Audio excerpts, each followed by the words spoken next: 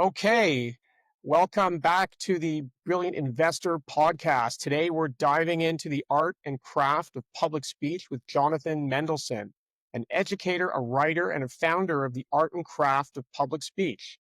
With over 2 decades of teaching experience and a passion for helping others find their voice, Jonathan has built a framework to help anyone from executives to students become a more confident and compelling speaker. So let's get into it.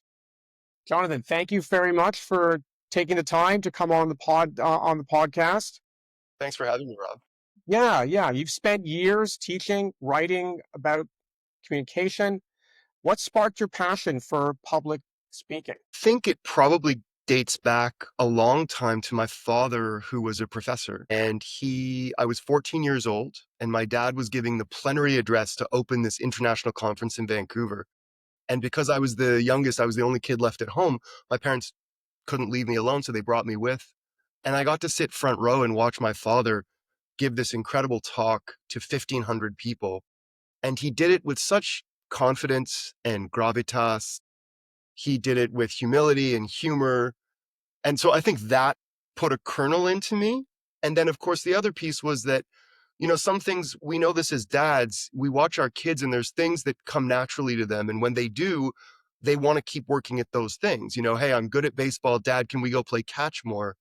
And I think for me, I liked speaking in front of people. And the more I figured out that I liked that, the more I wanted to stand in my bedroom and look in the mirror and practice that speech over and over again to get it just right. Okay. Wow. What do you think though is, when people think about public speaking, what is the biggest misconception that people have? That's a great question. I think that there are probably two things that come to mind about in terms of misconceptions. I think the first is that only charismatic people are great speakers. I think that one of the reasons why that's a misconception is that you get people who are tremendous. We've met this, right? People who are great at parties, people who are very social.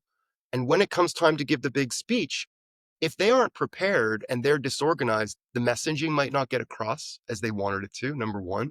But more importantly, it brings to mind, think of the rambling uncle giving the wedding speech. He might be charming in minute 1 or minute 2, but when we're in minute 7 and 8, nobody's enjoying it so much. So charisma is not the only piece of the puzzle. And then the other one is that people tend to if I say to you, Rob, you've got a conference coming up next month and you're going to set aside time, you're going to manage your time and figure out how you're going to prepare. Most people tend to put a huge amount of time into the writing of that speech, into the preparing of the deck, but they Mhm. don't give enough time to the practicing of the execution of getting the words out. Yeah. Yeah. And interesting. So then does that mean that you find that they're stumbling, that it's not well received, that they're surprised, I that think they're that's exactly overconfident? it. Yeah, I think there's stumbling and hesitation. I think that you lack that flow. And I think the flow more than anything is if I'm stumbling on my speech, that gets in the way of you getting my message, of whatever it is I wanted to get across to you. That's not going to work if it doesn't flow.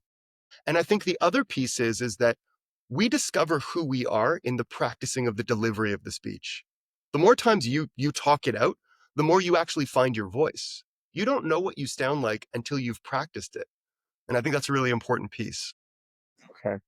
Now, you named your company the art and craft of public speech. So how do you define the balance between the two? That's a great question. I mean, the balance, I would probably need to define the terms if that's okay. What I meant by the art of public speech has to do with that thing I was just hinting at about who are you? Who's Rob Chezis? What is the core of this guy? Because if you're a funny guy in daily life, we want to make sure that we bring that into your speech. If you're not a funny guy in daily life, to suddenly say you're going to come out and start with a joke is going to read really awkward to the audience. So if you're a straight shooter who doesn't waste people's time, let's get that into how you speak. So I think the art is about the authenticity, but we need to balance figuring out who you are and being authentic with the craft of the speech. And the craft are all the things you probably imagine them to be. It's knowing how to emphasize both with how you use your voice, slowing down when you say certain key words, raising your pitch, your volume, also things like pausing, all the sort of tricks of the trade eye contact, the classic things that we know, those are the craft. So we want to balance those two pieces. Who are you, the authentic you? And do you have the performance piece down pat so we can make it come together and make a great speech? Wow. I'm starting to think about how I'm coming across, and it's definitely something I think all of us can think about. When in any format, not necessarily getting up in front of a crowd, but even just speaking amongst a group of peers or so forth. It's definitely something that we can all think about. That's a great point. But I want to ask you also, because there's psychology at work here, right? And psychology when we're speaking. Definitely some of us, obviously, there's a lot of fear. People, public speaking, after all, is one of the most common fears. And then what do you think are the psychological barriers, though, that are really holding people back? Well, this is maybe the most important question you could ask someone like me, right? When it comes to public speech, how do we overcome this and what is it that gets in the way? I think probably the biggest thing is people tend to mistakenly view the audience as the enemy. They see the audience as out there to judge them, to mock them, to pick away and look for the things that are wrong.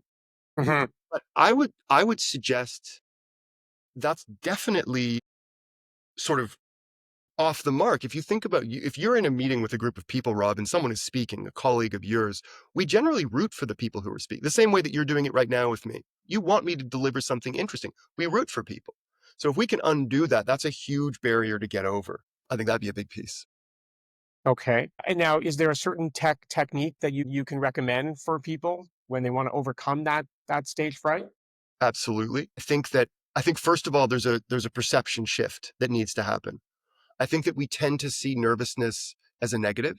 We tend to think that, when the hand is you're shaking with the paper, or my voice trembles a little bit, or my heart is beating, we think that that's bad. And we don't realize or remember sometimes that that is part and parcel of the big performance, or even just in a meeting having to bring it. If you think, Mick Jagger going out on the big world tour doesn't get butterflies and lose sleep the night before, of course he does. And I think a lot of it is if we can actually perceive of, hey, my heart beating fast, that's a natural thing. So what can I do? The fundamental piece comes down to breathing. If you and I just at this moment take a deep breath and breathe it out, the words that come out after that immediately, a little bit slower, a little bit calmer, and you naturally sound more confident when you do that. It's also physiologically taking you out of fight or flight, right? You're not so worried anymore. I think the other piece that I would say, and this is something that only some people can do, but is if you really struggle with stage fright, is try to make eye contact. Now, we often teach eye contact. When you were in school, you might have been taught, make sure to look at people, that you were doing that for their sake. But I actually think you're also doing that for your sake. Because if you see the audience as this morass of evil that's out to get you, Yeah. it's really scary, right? Yeah. But if you notice Mary from HR and Jim from sales out there, and they are just two regular people like you and me, it makes the whole thing come way down and it calms us. So the breathing calms us, the eye contact calms us, and that's what we want to do so that we can keep our pace calm and look confident, even if we don't feel that way, right? How often does someone finish a speech and afterwards you say to them, Rob, that was amazing. You look great. And you're like, I was so nervous. And the response is, you didn't look nervous. That's really what matters. Thank you. Yeah, those are great techniques. I think the audience can really benefit from. Can you share with us, Jonathan? Can you share with us a memorable story, maybe, of someone that you had coached who you were able to transform their speaking ability? Sure. I think about one executive that I worked with. This is years ago. This is when I was teaching in Japan, and I was going to businesses. And this was I don't know if you're familiar with Yanmar. You know Yanmar? It's like John Deere or Caterpillar, like an agricultural equipment Yes, company. yes, yes. And their headquarters was in downtown Osaka, where I live. I lived in Osaka.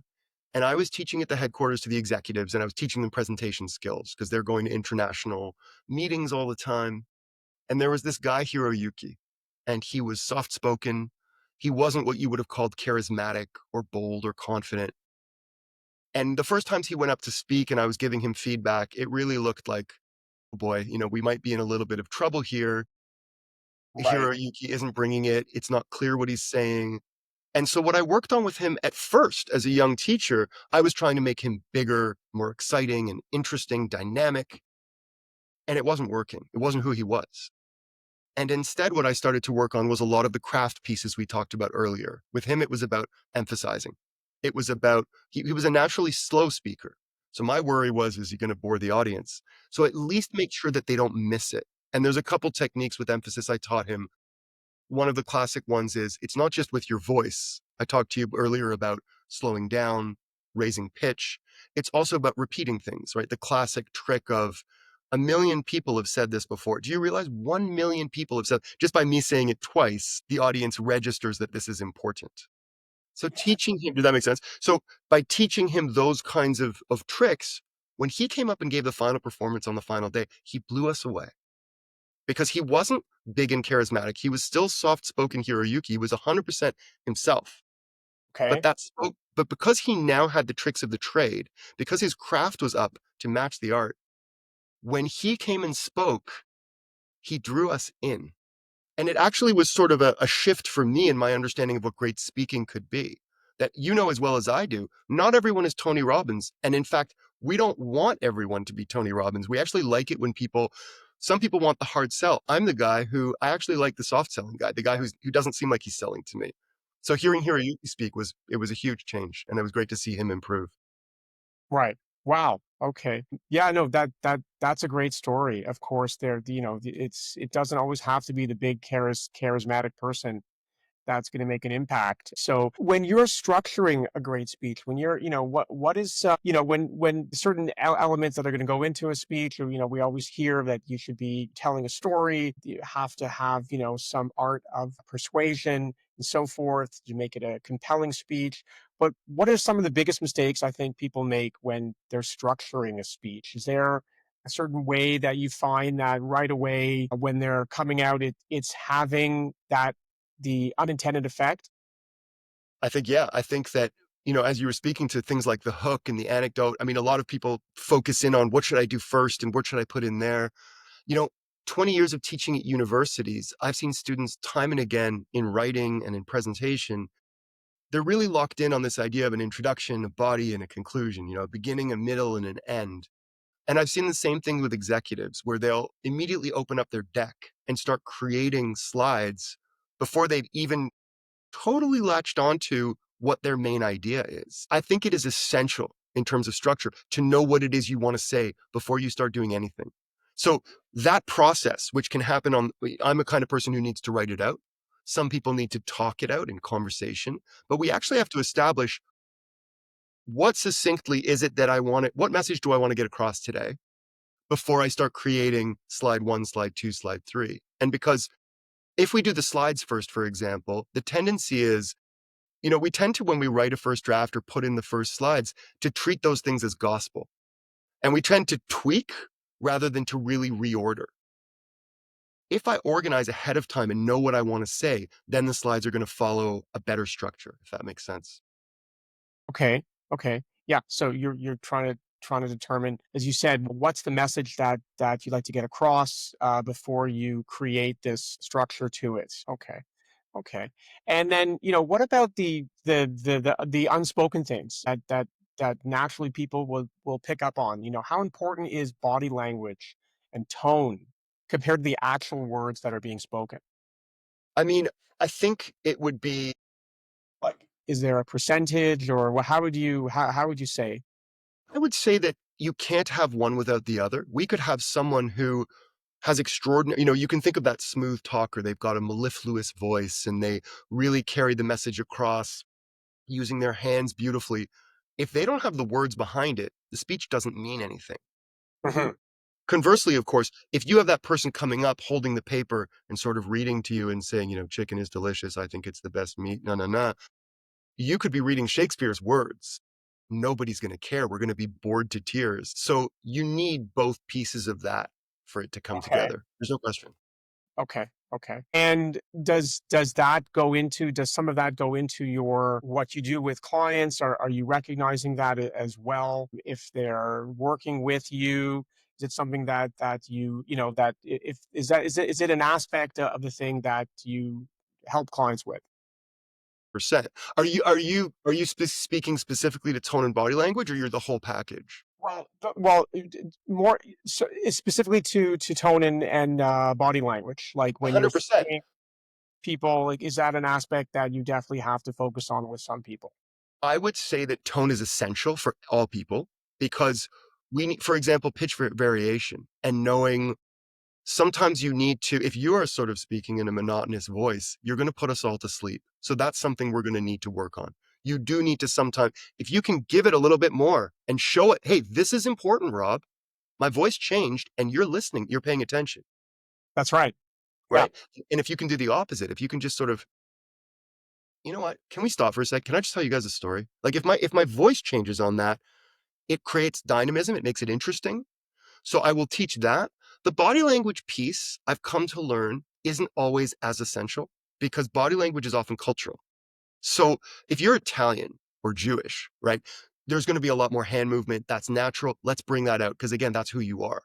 Okay. But if you're an East Asian executive from Japan or China, that might not be a comfortable or natural thing. So again, I've tried to put that on to executives or students where it didn't fit.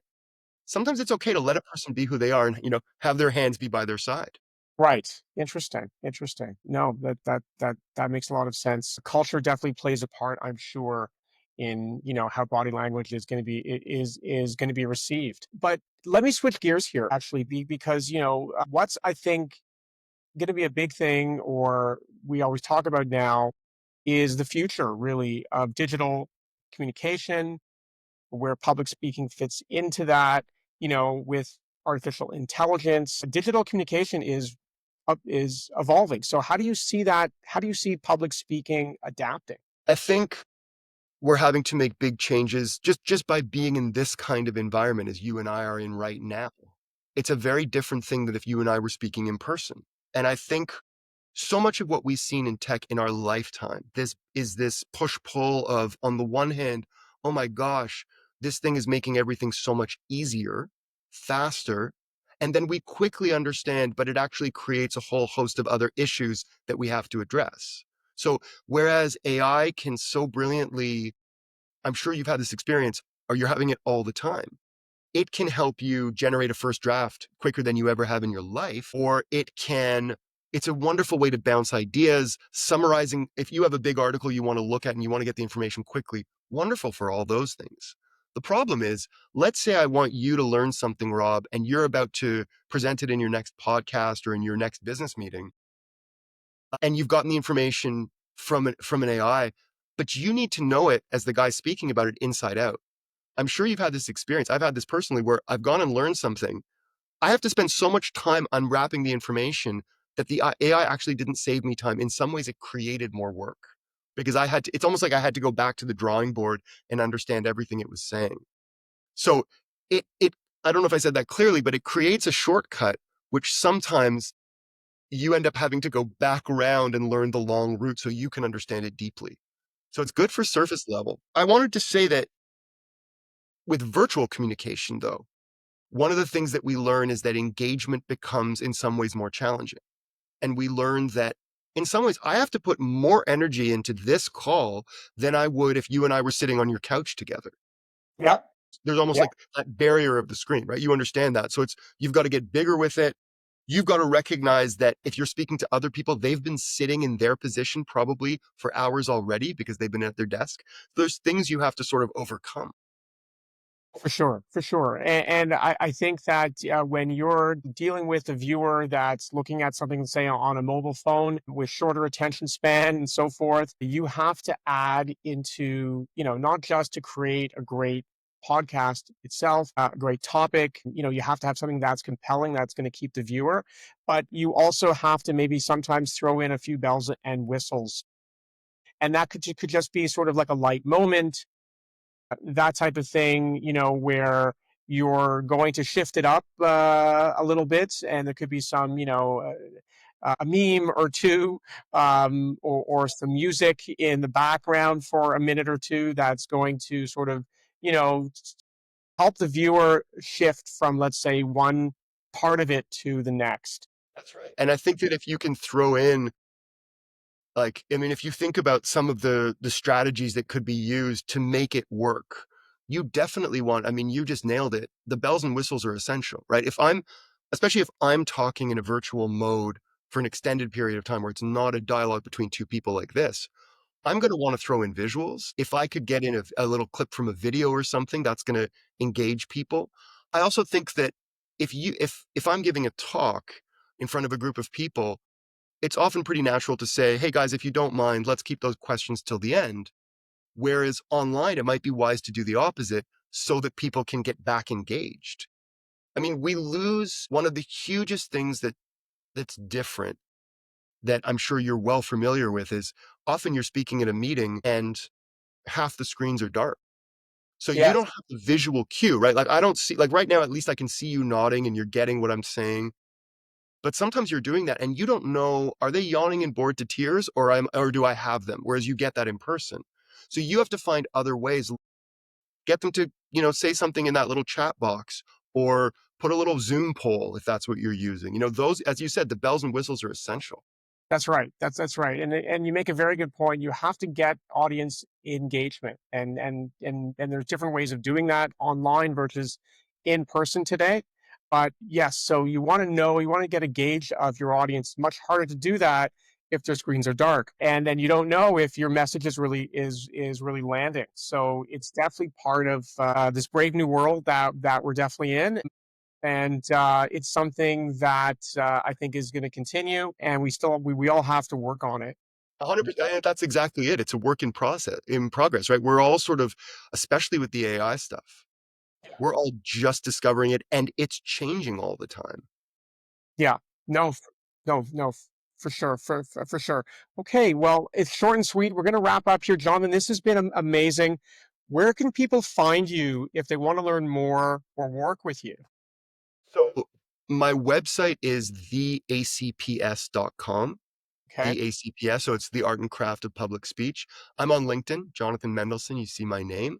Yeah. Those are probably the easiest places to reach me. And I'd love to. I mean, I think one of the things that I was thinking about when you were talking about the thing that I want, when I'm coaching people, I think it's essential just to understand, and this helps with the nervousness and I think that great speaking is an act of giving.